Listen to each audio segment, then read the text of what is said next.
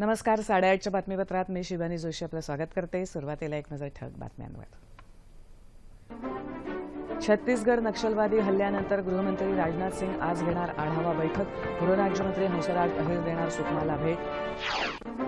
अणु पुरवठादार गटांचं सदस्यत्व मिळवण्यासाठी भारताची दावेदारी भक्कम असल्याचं उपराष्ट्रपती हमीद अन्सारी यांचं प्रतिपादन. तूर उत्पादक शेतकऱ्यांना दिलासा मिळावा यासाठी आयातीवर निर्बंध घाला, मुख्यमंत्र्यांची केंद्राकडे मागणी. प्राप्तिकराशी आधार कार्ड जोडणं अनिवार्य करण्याच्या याचिकेवर आज सर्वोच्च न्यायालयात सुनावणी. देशात कोणावरही हिंदी भाषा लादली जाणार नाही, केंद्रीय माहिती आणि प्रसारण मंत्री व्यंकय्या नायडू यांचं प्रतिपादन. आणि प्रख्यात चित्रपट निर्माते के विश्वनाथ यांना यंदाचा दादासाहेब फाळके पुरस्कार जाहीर. नमस्कार. आणि आता सविस्तर वृत्त. छत्तीसगडच्या सुकमा जिल्ह्यातल्या स्थितीचा आज केंद्रीय गृहमंत्री राजनाथ सिंग आढावा घेणार आहेत. काल नक्षलवाद्यांनी बस्तर जिल्ह्यात कालापत्थर इथे केलेल्या हल्ल्यात केंद्रीय राखीव पोलीस दलाचे 26 जवान शहीद झाले तर काही जवान जखमी झाले. जखमींवर रायपूर इथल्या रुग्णालयात उपचार सुरू आहेत. केंद्रीय गृहराज्यमंत्री हंसराज अहिर आणि सीआरपीएफचे महासंचालक देखील आज रायपूर इथे जाणार आहेत. सीआरपीएफच्या 74व्या तुकडीवर मोठ्या संख्येनं आलेल्या नक्षलवाद्यांनी हल्ला केला होता. घटनेचं वृत्त समजताच सीआरपीएफच्या कोब्रा बटालियनच्या अधिक कुमक आणि हेलिकॉप्टर्सही पाठवण्यात आली होती. हेलिकॉप्टरच्या मदतीनं जखमींना सुरक्षित स्थळी हलवण्यात आलं. राष्ट्रपती प्रणव मुखर्जी, पंतप्रधान नरेंद्र मोदी यांनी या भ्याड हल्ल्याचा निषेध करत शहीद जवानांप्रती शोक व्यक्त केला आहे. केंद्रीय गृहमंत्री राजनाथ सिंग आणि केंद्रीय माहिती आणि प्रसारण मंत्री व्यंकय्या नायडू यांनी या घटनेबद्दल तीव्र शोक व्यक्त करत शहीद जवानांना श्रद्धांजली वाहिली आहे.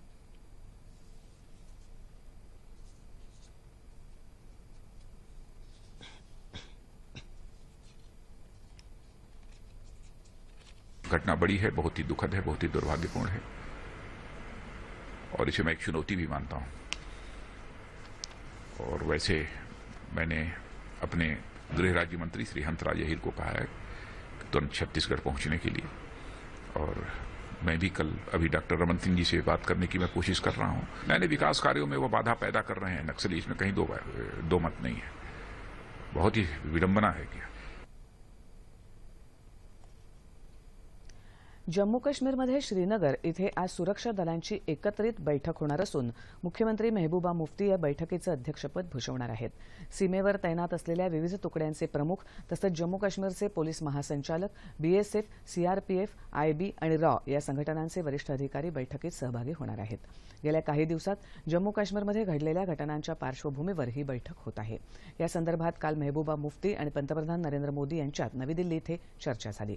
मेहबूबा मुफ्ती यांनी पंतप्रधानांना या घटनांसंदर्भात माहिती दिली आहे. अणु पुरवठादार गटांचं सदस्यत्व मिळवण्यासाठी भारताची दावेदारी भक्कम आहे असं उपराष्ट्रपती हमीद अन्सारी यांनी म्हटलं आहे. अर्मेनिया आणि पोलंड या 2 देशांच्या 5 दिवसांच्या दौऱ्यासाठी रवाना होत असताना ते विमानात वार्ताहरांशी बोलत होते. यापूर्वी पोलंडनं भारताच्या दावेदारीला पाठिंबा दर्शवला होता आणि आपल्या या दौऱ्यात त्यावर शिक्कामोर्तब होईल अशी अपेक्षा उपराष्ट्रपतींनी व्यक्त केली आहे. अणु पुरवठादार गटातल्या सदस्यत्वासंदर्भात जुने नियम बदलले जात आहेत असे ते म्हणाले. पोलंडशी भारताचे चांगले संबंध आहेत आणि ते अधिक वृद्धिंगत करण्याची भारताची इच्छा आहे असं त्यांनी सांगितलं. कोळसा क्षेत्र, कृषी यासह विविध क्षेत्रांमध्ये भारत आणि पोलंड यांच्यातल्या सहकार्यासंदर्भात या दौऱ्यात सामंजस्य करारही होणार आहेत. राज्यातल्या तूर उत्पादक शेतकऱ्यांना दिलासा मिळावा यादृष्टीनं तूरडाळीच्या आयातीवर निर्बंध घालण्यासाठी केंद्र सरकारनं तूरडाळीवरचं आयात शुल्क 10% वरून 25% करावं अशी मागणी मुख्यमंत्री देवेंद्र फडणवीस यांनी केली आहे. तूर खरेदीसंदर्भात मार्ग काढण्यासाठी मुख्यमंत्र्यांनी काल नवी दिल्लीत केंद्रीय अन्न आणि नागरी पुरवठा मंत्री रामविलास पासवान यांची भेट घेतली. शेतकऱ्यांकडची 22 एप्रिलपर्यंतची तूर विकत घेण्याची विनंतीही मुख्यमंत्र्यांनी केली. तुरीचे दर निश्चित करण्यासाठी तसंच तूर खरेदीसंदर्भातलं दीर्घकालीन धोरण आणि योजनेच्या शक्यतेबाबतही या बैठकीत चर्चा करण्यात आली. 22 तारखेला जेवढी तूर केंद्रावर आलेली आहे ती सगळी तूर ही खरेदी झाली पाहिजे. त्या संदर्भातल्या नोंदी आम्ही त्या ठिकाणी ठेवलेल्या आहेत. आणि दुसरी मागणी मी त्यांना ही देखील केली आहे की आता मार्केटमध्ये बाहेरून तूर येऊ नये या दृष्टीनं तुरीवरची जी काही इम्पोर्ट ड्युटी मध्यंतरीच्या काळामध्ये 10% केंद्र सरकारने लावली ती 25% इम्पोर्ट ड्युटी ही लावावी अशी विनंती देखील मी त्यांना केलेली आहे. त्यासोबत तुरीच्या संदर्भात एक लॉंग टर्म स्ट्रॅटेजी आपल्याकडे असली पाहिजे की जेणेकरून एखाद्या वर्षी खूप जास्त तूर होते, एखाद्या वर्षी तुरीचे भाव प्रचंड वाढतात कारण तुरीची कमतरता होते. तर त्याही संदर्भात माननीय मंत्री महोदयांनी, सेक्रेटरी होते, राज्यमंत्री होते, सगळ्यांनी चांगली चर्चा केली आणि एक लॉंग टर्म स्ट्रॅटेजी जी आहे ती तयार करण्याचा प्रयत्न हा त्यांच्या माध्यमातून होणार आहे. राज्यात यावर्षी चांगला पाऊस झाल्यामुळे तुरीचं उत्पादन अधिक झालंय. त्यामुळे 3 महिने तूर खरेदी करून सुद्धा तूर खरेदी केंद्रांवर बऱ्याच शेतकऱ्यांचा माल शिल्लक आहे. शेतकऱ्यांनी त्यांची तूर कमी भावानं बाजारात न विकता शेतमाल तारण कर्ज योजनेचा लाभ घ्यावा असं आवाहन पणन मंत्री सुभाष देशमुख यांनी केलं आहे. दरम्यान राज्यातली तूर खरेदी केंद्र बंद झाल्यामुळे शेतकऱ्यांनी ठिकठिकाणी संताप व्यक्त करत आंदोलनाचा पवित्रा घेतला. लातूर जिल्ह्यात चाकूर आणि येळकोट बाजार समितीसमोर तूर उत्पादकांनी तूर जाळून निषेध नोंदवला. स्थानिक काँग्रेस नेत्यांच्या नेतृत्वाखाली हे आंदोलन करण्यात आलं.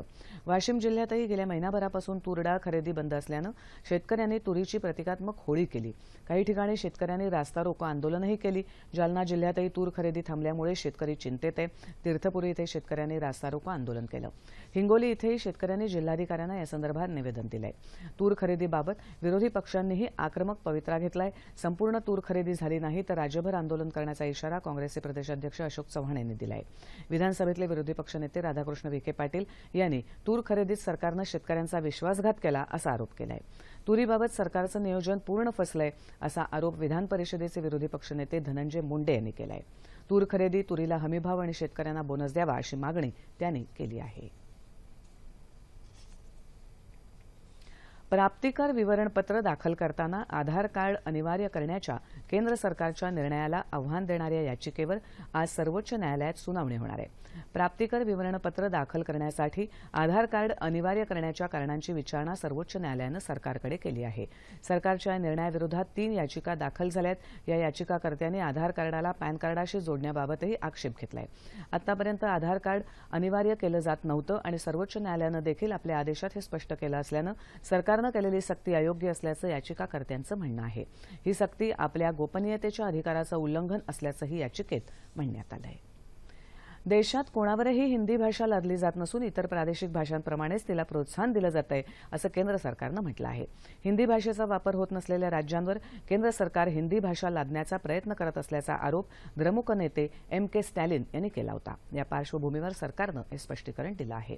राष्ट्रपती आणि मंत्री यांच्यासह ज्या मान्यवरांना हिंदी वाचता आणि लिहिता येत असेल त्यांनी त्यांचं भाषण किंवा निवेदन केवळ हिंदीतूनच द्यावं अशी शिफारस संसदेच्या अधिकृत भाषा समितीनं केली होती. तसंच विमानातही इंग्रजीबरोबर हिंदी भाषेतून उद्घोषणा केली जावी अशा विविध शिफारशी राष्ट्रपतींनी स्वीकारल्यावर या संदर्भातला वाद सुरू झाला होता.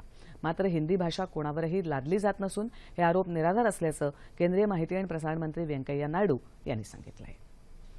कुख्यात गुंड छोटा राजन याला काल दिल्लीतल्या पटियाला न्यायालयानं बनावट पारपत्र प्रकरणी दोषी ठरवलंय. राजनसोबतच 3 सेवानिवृत्त सरकारी अधिकाऱ्यांनाही दोषी ठरवण्यात आलं असून या सर्वांना उद्या शिक्षा सुनावली जाणार आहे. या 3 अधिकाऱ्यांच्या मदतीनं छोटा राजननं मोहन कुमार या नावानं बनावट पारपत्र मिळवलं होतं. या 4ही जणांविरोधात फसवणुकीचे विविध गुन्हे लावण्यात आलेत. राजन सध्या तिहार तुरुंगात असून इतर जामिनावर बाहेर असलेल्या 3घांनाही काल पोलिसांनी ताब्यात घेतलं आहे. राष्ट्रीय पंचायत राज दिनानिमित्त काल बुलढाणा जिल्हा परिषदेतर्फे आयोजित करण्यात आलेल्या हागणदारी मुक्त संकल्प मेळाव्याचं उद्घाटन कृषी मंत्री पांडुरंग फुंडकर यांच्या हस्ते झालं. या मेळाव्यात संत गाडगेबाबा स्वच्छता अभियान आणि तुकडोजी महाराज स्वच्छ ग्राम स्पर्धेतल्या विजेत्या ग्रामपंचायतींना फुंडकर यांच्या हस्ते पारितोषिकं प्रदान करण्यात आली. मेहकर तालुक्यातल्या पांगरखेड ग्रामपंचायतीला 40 लाख रुपयांचं जिल्हा स्मार्ट ग्राम पारितोषिक देण्यात आलं. जिल्ह्यातल्या 12 ग्रामपंचायती, 3 प्राथमिक आरोग्य केंद्र आणि 5 शाळांना यावेळी ISO मानांकन देण्यात आलं. या कार्यक्रमात जिल्हाधिकारी विजय झाडे आणि जिल्हा परिषदेच्या मुख्य कार्यपालन अधिकारी दीपा मुधाळे यांचा उत्कृष्ट कार्याबद्दल सत्कारही करण्यात आला. प्रख्यात चित्रपट निर्माते के. विश्वनाथ यांना 2016 या वर्षासाठीचा प्रतिष्ठेचा 48वा दादासाहेब फाळके पुरस्कार जाहीर झालाय. तेलुगू, तामिळ आणि हिंदी चित्रपटातून त्यांनी आपल्या प्रतिभेची मोहर उमटवली आहे. आजपर्यंत त्यांना 5 राष्ट्रीय पुरस्कार, 6 राज्यस्तरीय पुरस्कार तसंच 10 फिल्मफेअर पुरस्कार लाभले आहेत.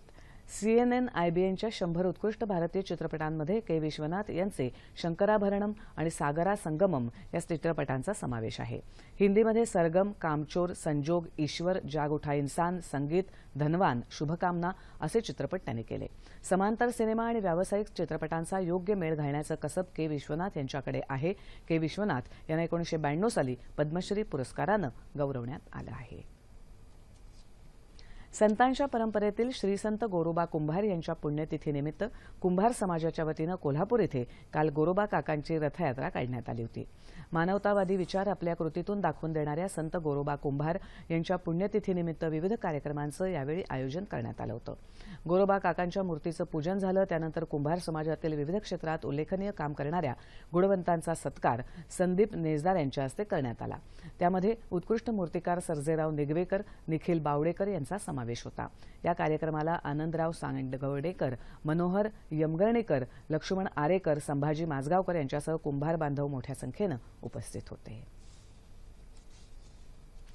अहमदनगरमध्ये जिल्हा तालीम संघानं आयोजित केलेल्या पुरुष आणि महिलांच्या कुस्ती स्पर्धांना कालपासून सुरुवात झाली आहे. या स्पर्धांमध्ये 350हून अधिक कुस्तीपटू सहभागी झाले. काल उद्घाटनाच्या पहिल्याच सामन्यात युवा मल्ल तसंच महिला कुस्तीपटूंमध्ये रंगलेल्या सामन्यांचा थरार प्रेक्षकांनी अनुभवला. या स्पर्धा 2 दिवस चालणार आहेत.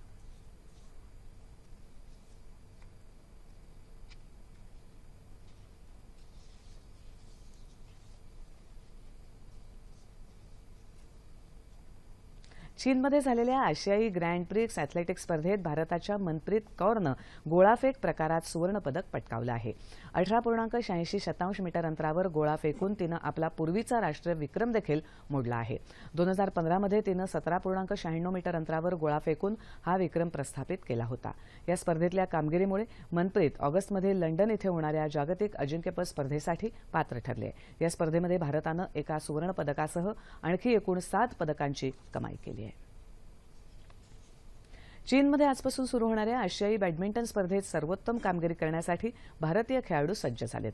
या मोसमातली विजयी घोडदौड सुरू ठेवण्यासाठी पीव्ही सिंधू उत्सुक असून पहिल्या फेरीत इंडोनेशियाच्या दिनार आयुस्टिनचं सिंधूसमोर आव्हान असणार आहे. तर जागतिक क्रमवारीत 8व्या स्थानावर असलेल्या सायना नेहवालची जपानच्या सयाका सातोबरोबर लढत होणार आहे. पुरुष एकेरीत अजय जयराम समोर चीनच्या प्रतिस्पर्ध्याचं तर HS प्रणयची हाँगकाँगच्या खेळाडूसोबत लढत होणार आहे. आणि आता हवामान. येत्या 24 तासात संपूर्ण राज्यात हवामान प्रामुख्यानं कोरडं राहील. याच काळात विदर्भात तुरळक ठिकाणी सोसाट्याचा वारा राहील अशी शक्यता हवामान खात्यानं वर्तवली आहे.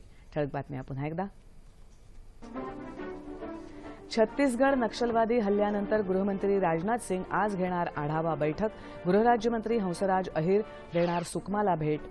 अणुपुरवठादार गटांचं सदस्यत्व मिळवण्यासाठी भारताची दावेदारी भक्कम असल्याचं उपराष्ट्रपती हमीद अन्सारी यांचं प्रतिपादन. तूर उत्पादक शेतकऱ्यांना दिलासा मिळावा यासाठी आयातीवर निर्बंध घाला, मुख्यमंत्र्यांची केंद्राकडे मागणी.